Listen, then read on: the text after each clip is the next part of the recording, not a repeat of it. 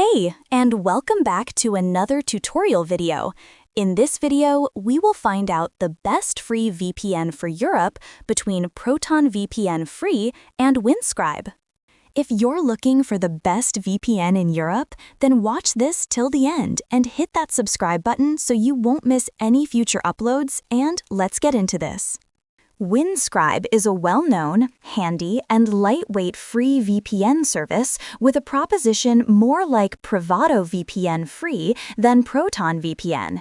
It remains independent with no agenda-driven conglomerates or shady investors behind it. In the world of privacy software, there's a lot to be said for that. Windscribe is consistently one of the fastest free VPNs we tested.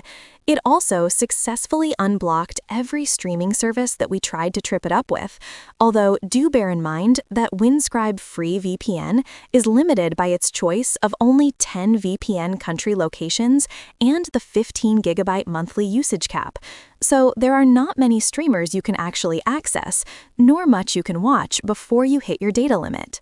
The downside of Windscribe is the hard monthly data cap. The 15 GB data cap is less than ProtonVPN and all the paid VPN services, which usually come with unlimited usage. You'll be limited to just 2 GB with Windscribe Free if you choose not to add your email address to your account.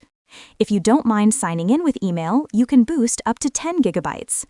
To take your allowance to 15 GB, you need to tweet about Windscribe on X. ProtonVPN Free is a premium feel-free VPN without the price tag to match. It boasts unlimited data, reliable speeds, and Swiss data privacy assurances. ProtonVPN Free averaged download speeds of 335 Mbps in our VPN lab tests. It's not as quick as the paid version of the product, ProtonVPN Plus, which we recently recorded at over 950 Mbps, but it does make it one of the fastest free VPN services available at the moment. One of the biggest attractions of ProtonVPN Free is its user interface. After a recent overhaul of the ProtonVPN mobile and Windows apps, the service is a premium experience from top to bottom in a way that none of the others on this list can really match. Proton has a status page where you can view any known system problems over the past few days.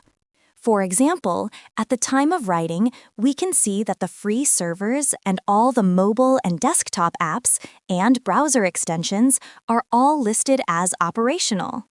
The one downside of ProtonVPN is the random server allocation.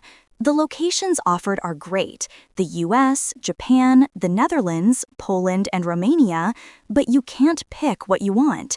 Instead, you're connected to whichever would be the fastest server at the time, and that's usually the one closest to your actual location. That was a basic overview comparison between Windscribe and ProtonVPN in 2025, as which one is the better option in 2025.